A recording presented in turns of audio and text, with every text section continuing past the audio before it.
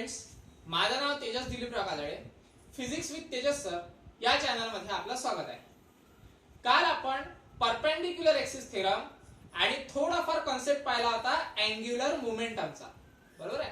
त्या angular momentum मध्ये आपल्याला अँग्युलर मोमेंटमची एक डेफिनेशन मिळाली होती. ती डेफिनेशन होती L is equal to R into P, बरोबर आहे. तर याच डेफिनेशन वरून आपल्याला अँग्युलर मोमेंटमचं एक्सप्रेशन फाइंड आउट करायचं आहे. ठीक आहे. तर एक्सप्रेशन साठी माहित आहे का, आपल्याकडे एक डायग्राम आहे. कन्सिडर करा एक रिजिड बॉडी आहे. त्या रिजिड बॉडीचं मास आहे कॅपिटल M. ठीक आहे. पण रिजिड बॉडी ही नंबर ऑफ पार्टिकलनी बनलेली आहे असं कन्सिडर करा. त्यामध्ये नंबर ऑफ पार्टिकल्स आहेत M1, M2, M3 up to so on Mn. म्हणजे कन्सिडर करा आपल्याकडे माहित आहे का, नंबर ऑफ पार्टिकल्स आहेत त्या रिजिड बॉडी मध्ये. M1 आहे, M2 आहे, M3 आहे, कुठपर्यंत तर up to so on Mn पर्यंत. ओके.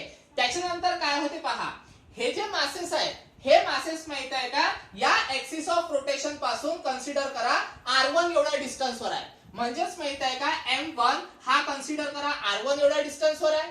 ठीक आहे. त्याच्यानंतर M2 हा R2 एवढ्या डिस्टन्स वर आहे. त्याच्यानंतर हा जो M3 आहे हा R3 एवढ्या डिस्टन्स वर आहे. तसंच माहित आहे का, Mn हा माहित आहे का, एक्सिस ऑफ रोटेशन पासून Rn एवढ्या डिस्टन्स वर आहे. आता तुम्हाला माहित आहे ही जी रिजिड बॉडी आहे, ही रिजिड बॉडी माहित आहे का, त्या एक्सिस ऑफ रोटेशन भोवती काय होत आहे, फिरून राहिलेली आहे. म्हणजे रोटेशनल मोशन परफॉर्म करत आहे. म्हणजे कन्सिडर करा आपल्याकडे माहित आहे का, एक बॉडी आहे. ठीक आहे. या बॉडीला की नाही आपण एक्सिस टाकला आणि या एक्सिस भोवती माहिती आहे का, ती काय होऊन राहिलेली आहे, फिरत आहे. म्हणजे कन्सिडर करा एक्सिस आहे, त्या एक्सिस भोवती काय होत आहे, ती फिरत आहे. आता एक्सिस भोवती जर समजा फिरत असेल तर त्याच्या मधातले जे काही पार्टिकल्स आहेत ते पण फिरून राहिलेले आहेत, बरोबर आहे. कन्सिडर करा हा पार्टिकल 1, हा पार्टिकल 2, हा पार्टिकल 3 आणि हा पार्टिकल 4. म्हणजे जर पूर्ण बॉडी फिरत आहे तर त्याच्यासोबत त्याचे पार्टिकल्स पण काय होऊन राहिलेले आहेत, फिरून राहिलेले आहेत, बरोबर आहे. म्हणजेच काय होते पहा, आता कन्सिडर करा हे पार्टिकल फिरत आहे. पण पार्टिकल फिरत असताना प्रत्येक पार्टिकलची माहित आहे का, काही ना काहीतरी लिनियर व्हेलॉसिटी पण राहणार आहे. आता लिनियर व्हेलॉसिटी काय राहील पहा, M1 पार्टिकलची लिनियर व्हेलॉसिटी राहील V1, M2 पार्टिकलची linear velocity V2 राहील, M3 ची राहील कन्सिडर करा V3 आणि up to so on Mn ची राहील काहीतरी Vn. आलं लक्षात. पण जी पार्टिकल आहे म्हणजे जी बॉडी आहे, ती बॉडी माहित आहे का, फिरत असताना त्याची माहित आहे का, अँग्युलर व्हेलॉसिटी सुद्धा राहील. Angular velocity through out the body म्हणजे थ्रू आउट द पार्टिकल ही सारखीच राहणार आहे. आणि अँग्युलर व्हेलॉसिटी किती मिळेल आपल्याला, ओमेगा. आलं लक्षात. अँग्युलर व्हेलॉसिटी किती मिळणार आपल्याला, ओमेगा. तर ती जी ओमेगा व्हॅल्यू आहे ही पूर्ण थ्रू आउट पार्टिकल साठी काय राहील, कॉन्स्टंट राहील. म्हणून मी इथे माहित आहे का, ओमेगा 1, ओमेगा 2, ओमेगा 3 असं नाही घेतलं, फक्त काय घेतलं मी, ओमेगा. ठीक आहे. तर हा माहित आहे का, कन्सिडर करा आपल्याकडे काय आहे, गिव्हन डेटा. तर या गिव्हन डेटावरून आपल्याला काय करायचं आहे, एक्सप्रेशन सॉल्व्ह करायचं आहे. आता एक्सप्रेशन कसं सॉल्व्ह करायचं पहा. एक्सप्रेशन सॉल्व्ह करण्यासाठी सगळ्यात पहिले आपल्याला घ्यावं लागेल मोमेंटम. Okay, linear momentum. आता लिनियर मोमेंटमची पण तुम्हाला काल व्हॅल्यू सांगितली होती मी, काय असते तर कन्सिडर करा माझ्याकडे माहित आहे का, लिनियर मोमेंटम आहे. ओके. त्या लिनियर मोमेंटमला मी काय म्हणतो, पी ने डिनोट करतो. लिनियर मोमेंटमची डेफिनेशन काय आहे, product of mass and velocity. आलं लक्षात. म्हणजे मास आणि व्हेलॉसिटी या दोघांचा जर प्रोडक्ट घेतला तर आपल्याला माहित आहे का, लिनियर मोमेंटम पाहायला मिळते. मग कोणाकोणाचं प्रोडक्ट घेतलं आपण, मासचं, ओके, आणि कोणाचं, व्हेलॉसिटीचं. लिनियर मोमेंटम आहे म्हणून मग आपल्याला इथे काय घ्यावं लागेल, लिनियर व्हेलॉसिटी घ्यावं लागेल. इथपर्यंत आलं लक्षात. तर हे मिळवून राहिलं आपल्याला लिनियर व्हेलॉसिटी. त्याच्यानंतर पहा आता काय होते. तर आता माहित आहे का, मोमेंटम आपल्याकडे. आता आपल्याला घ्यायचं आहे अँग्युलर मोमेंटम. अँग्युलर मोमेंटमची डेफिनेशन काय आहे, तर अँग्युलर मोमेंटमची डेफिनेशन आहे L is equal to R into P. ठीक आहे. तर ते अँग्युलर मोमेंटम घ्या. अँग्युलर मोमेंटम राहते L is equal to R into P. ठीक आहे. R म्हणजे ऑब्विसली डिस्टन्स राहील आणि P म्हणजे लिनियर मोमेंटम. कारण याला आपण काय म्हणतो, movement of linear momentum. It's called angular momentum. आलं लक्षात. मग आता की नाही आर इंटू पी हे मिळालं आपल्याला अँग्युलर मोमेंटम. पण हे जे अँग्युलर मोमेंटम आहे, हे अँग्युलर मोमेंटम आपल्याला फक्त काय एका पार्टिकलचं काढायचं आहे का? नाही, आपल्याला कशाचं काढायचं आहे, नंबर ऑफ पार्टिकलचं काढायचं आहे. मग नंबर ऑफ पार्टिकलचं काढण्यासाठी सगळ्यात पहिले आपल्याला माहित आहे का, इंडिव्हिज्युअल पार्टिकल्स घ्यावे लागतील आणि इंडिव्हिज्युअल पार्टिकलचं आपल्याला अँग्युलर मोमेंटम काढावं लागेल. म्हणजे कन्सिडर करा, माझ्याकडे माहित आहे का M1 पार्टिकल आहे. मग M1 पार्टिकल जर समजा असेल तर त्याच्यासाठी माहित आहे का, अँग्युलर मोमेंटम मला पहिला अँग्युलर मोमेंटम घ्यावा लागेल. M1 पार्टिकल आहे तर अँग्युलर मोमेंटम पण किती, 1. त्याच्यानंतर डिस्टन्स किती आहे त्याच्यासाठी, R1. म्हणजे R च्या जागेवर काय घ्यावं लागेल, R1 घ्यावं लागेल. ओके. त्याच्यानंतर P पण कशासाठी घ्यावं लागेल, पहिल्या पार्टिकल साठी. म्हणजे मला काय घ्यावं लागेल, P1 घ्यावं लागेल. आलं लक्षात. आणि P ची व्हॅल्यू काय आहे आपल्याकडे, M into V आहे. मग माझ्याकडे माहित आहे का P नाही, माझ्याकडे काय आहे, P1 आहे. तर सिंपली काय करावं लागेल, मला P च्या जागेवर माहित आहे का P1 ठेवावं लागेल. ओके. P1 कशासाठी, P म्हणजे काय आहे, लिनियर मोमेंटम. लिनियर मोमेंटम कोणासाठी, पहिल्या पार्टिकल साठी. मग पहिला पार्टिकल काय आहे, M1. तर मग M च्या जागेवर काय येणार, M1. आणि या मासची लिनियर व्हेलॉसिटी किती आहे, V1. बरोबर आहे. म्हणून V च्या जागेवर काय येणार, V1 येणार. बरोबर आहे. म्हणजेच काय, तर मोमेंटम पण मला काय मिळालं, पहिल्या पार्टिकलचं P1 is equal to M1 V1. आलं लक्षात. तर मग सिंपल आहे, काय करावं लागेल आपल्याला पहा, is equal to R1 as it is. Okay. P1 ची व्हॅल्यू काय आहे आपल्याकडे, M1 V1 आहे. बरोबर आहे. म्हणजे या P1 च्या जागेवर काय ठेवावं लागेल आपल्याला, M1 V1 ठेवावं लागेल. ठेवा, मग काय होते पहा, म्हणजे L1 is equal to R1 as it is. P1 ची व्हॅल्यू आहे M1 V1 म्हणजे M1 V1. ठीक आहे.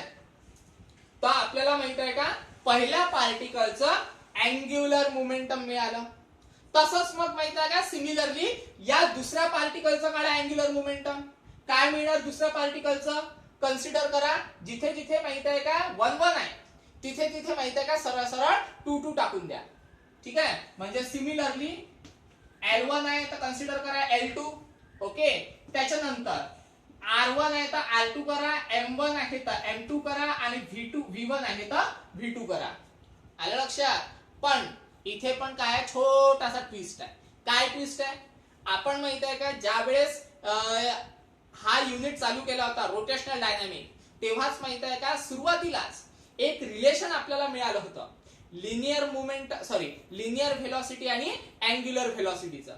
काय होतं ते इक्वेशन, ते इक्वेशन समथिंग काहीतरी होतं, V is equal to R omega. आलं लक्षात. असं काहीतरी इक्वेशन होतं ते. म्हणजे लिनियर व्हेलॉसिटी आणि अँग्युलर व्हेलॉसिटीचं काय होतं, ते रिलेशन होतं. ठीक आहे. मग जर समजा की नाही आपली जी व्हेलॉसिटी V1 आहे, तर व्हेलॉसिटीला काय ठेवावं लागेल आपल्याला, V1. बरोबर आहे. डिस्टन्स काय आहे त्याच्यासाठी, R1. बरोबर आहे. पण अँग्युलर व्हेलॉसिटी कॉन्स्टंट राहणार आहे. तर अँग्युलर व्हेलॉसिटी आपण काय ठेवली तिथे, कॉन्स्टंट. म्हणजे जस्ट काय ठेवली तिथे, ओमेगा. मग एक काम करा ना, V1 ची व्हॅल्यू आहे आपल्याकडे, तर मग या V1 च्या जागेवर R1 ओमेगा ही व्हॅल्यू ठेवू शकतो आपण. ठीक आहे. ठेवा, मग काय होते पहा इक्वेशन मिळते आपल्याला L1 is equal to R1 as it is. त्याच्यानंतर M1 ऍज इट इज. या V1 च्या जागेवर R1 ओमेगा आपण काय करू शकतो, पुट अप करू शकतो. करा पुट अप. काय होते पहा, V1 च्या जागेवर काय ठेवायचं आपल्याला, R1 omega. R1 into omega. ठीक आहे. एक काम करा, R1 इंटू R1 काय होते, R1 स्क्वेअर. म्हणजे मग इक्वेशन काय मिळते आपल्याला पहा, काय मिळेल इक्वेशन, पहा इकडे M1 as it is. Okay. त्याच्यानंतर हा जो ओमेगा आहे तो ओमेगा पण ऍज इट इज. ठीक आहे. R1 इंटू R1 काय होते, R1 चा स्क्वेअर. म्हणजे काय मिळेल आपल्याला, R1 त्याचा स्क्वेअर. ठीक आहे. तर मग एक काम करू, L1 ची व्हॅल्यू तर पूर्ण मिळाली आपल्याला, तर मग L2 ची पण व्हॅल्यू तशाच हिशोबाने काढून घेऊ. आता एवढा मोठा तामझाम करायची गरज नाही आहे, डायरेक्ट व्हॅल्यू टाकून द्या. म्हणजे सिमिलरली करा. ओके.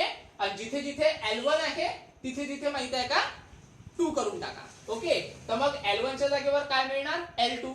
मधातली ही व्हॅल्यू लिहायची की कारण नाही आहे, डायरेक्ट ही व्हॅल्यू ठेवा. ओके, L2 आहे तर M1 च्या जागेवर काय येणार M2, R1 च्या जागेवर काय येणार R2.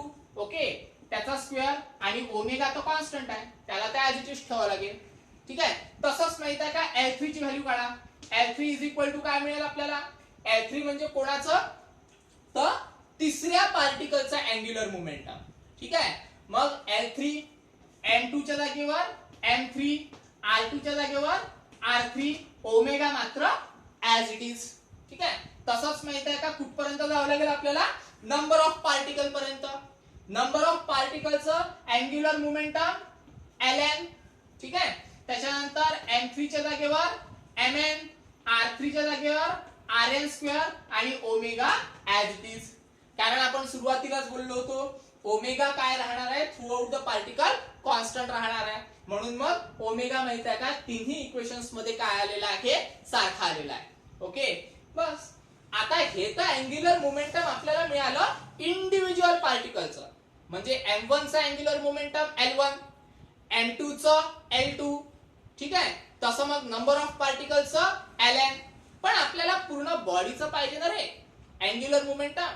तर सिम्पली काय करावं लागेल, या L1, L2, L3 आणि Ln ला काय करावं लागेल, ऍड करावं लागेल. ठीक आहे, म्हणजेच L. ओके, म्हणजे angular momentum throughout the body is equal to the L1 plus L2 plus L3 plus up to so on कुठपर्यंत Ln पर्यंत. आलं लक्षात. बस L1, L2, L3 आणि Ln ची व्हॅल्यू आहे आपल्याकडे, पुट अप करा काय आहे ते पहा. आता काय करावं लागेल, L1 ची व्हॅल्यू. L1 ची व्हॅल्यू काय पहा बरं आपल्याकडे, ही काय ती M1 R1 square omega. Okay, L2 ची काय व्हॅल्यू आपल्याकडे पहा, L2 ची व्हॅल्यू ही आहे म्हणजे M2 R2 square omega. Okay, त्याच्यानंतर L3 ची व्हॅल्यू काय आपल्याकडे पहा M3 okay R3 square omega plus up to so on plus कुठपर्यंत जावं लागेल Ln पर्यंत. Ln ची व्हॅल्यू काय आहे Mn Rn स्क्वेअर ओमेगा. ठीक आहे, म्हणजे Mn Rn स्क्वेअर ओमेगा. आलं लक्षात. तर हे मिळालं आपल्याला अँग्युलर मोमेंटम कशासाठी, तर पूर्ण बॉडीसाठी. ठीक आहे, बस झालं. आता डायग्रामचं काम झालं. ओके, फक्त त्याला थोडंसं सॉल्व्ह करावं लागते. सॉल्व्ह म्हणजे काही मोठा तीर नाही मारावं लागत, simply L as it is. Okay, एक काम करा, ओमेगा ओमेगा ओमेगा ओमेगा काय आहे कॉन्स्टंट, बाहेर काढा ओमेगा बाहेर. ओके, बाकी काय उरलेला आहे M1 R1 स्क्वेअर.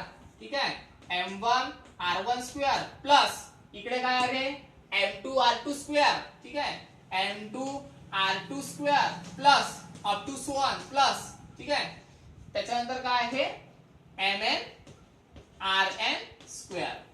आलं लक्षात. झालं. मग आता उरलंच काय रे आपल्याकडे पहा, angular momentum as it is, त्याच्यानंतर ओमेगा ऍज इट इज. आता ही जी इक्वेशन आहे हे माहित आहे का ऍडिशन मध्ये आहे. तर ऍडिशन म्हणजेच काय असते रे समेशन. तर याला आपण समेशन मध्ये पॅक करू शकतो ना. करा मग काय आहे ते पहा, समेशन ऑफ. ठीक आहे, तर याला लिहिताना कसं लिहायचं, I is equal to 1 to n. Okay, काय मिळणार आपल्याला Mi Ri स्क्वेअर. आलं लक्षात.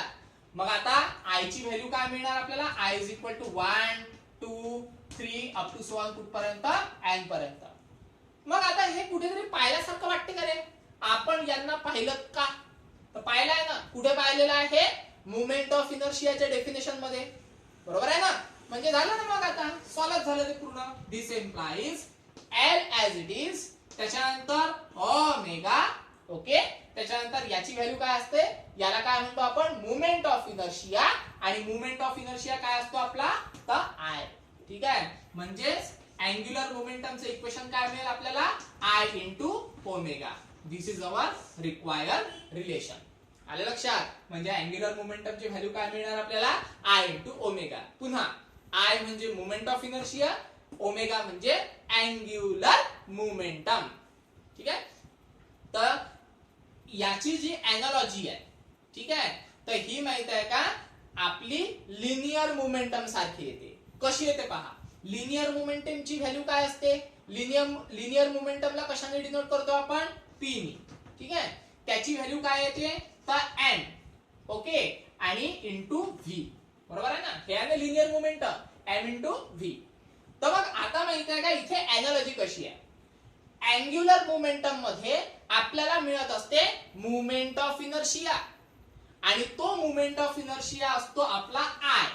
ओके, त्याच्यानंतर लिनियर मोमेंटम मध्ये आपल्याला माहित आहे का ट्रान्सलेशनल इनर्शिया मिळतो, आणि ट्रान्सलेशनल इनर्शिया म्हणजे काय असते, मास. आलं लक्षात. म्हणजेच याच्यावरून आपण असं कन्सिडर करू शकतो की जे अँग्युलर मोमेंटम आहे त्या अँग्युलर मोमेंटम मध्ये मोमेंट ऑफ इनर्शिया हा काय रिप्रेझेंट करतो, तर मास रिप्रेझेंट करतो. येऊन राहिलं लक्षात. ठीक आहे, तर या दोघांचा विषय मोकळा झाला. त्याच्यानंतर इथे आता ओमेगा म्हणजे अँग्युलर व्हेलॉसिटी, ठीक आहे, आणि व्ही म्हणजे लिनियर व्हेलॉसिटी. म्हणजे दोघे जण काय करून राहिले, तिथे व्हेलॉसिटीचं काम पाहून राहिलेले आहेत. आलं लक्षात. तर अशा पद्धतीने L is equal to I omega हे आहे अँग्युलर मोमेंटम, आणि P is equal to M into V हे आहे लिनियर मोमेंटम. इथपर्यंत आलं लक्षात. तर हा आहे आपला टॉपिक आजचा, की ज्याचं नाव होतं expression of expression of angular momentum. ठीक आहे, तर हे एक्सप्रेशन आहे, याचा व्यवस्थित स्टडी करा. जर काही अडचण आली तर मला संपर्क साधून विचारू शकता. ठीक आहे, एक तर मेसेज टाकला तरी चालेल किंवा कॉल लावला तरी चालेल. आलं लक्षात. आज आपण स्टॉप करू, उद्या आपण नेक्स्ट टॉपिक पाहू. हा पण युनिट आपला जवळपास झालेलाच आहे. शेवटचे काहीतरी 2-3 टॉपिक्स राहिले असतील. आलं लक्षात. 2-3 दिवसामध्ये हा पण युनिट आपला संपून जाईल. ठीक आहे, तर स्टॉप करू आपण. काही अडचण आली तर विचारा. धन्यवाद.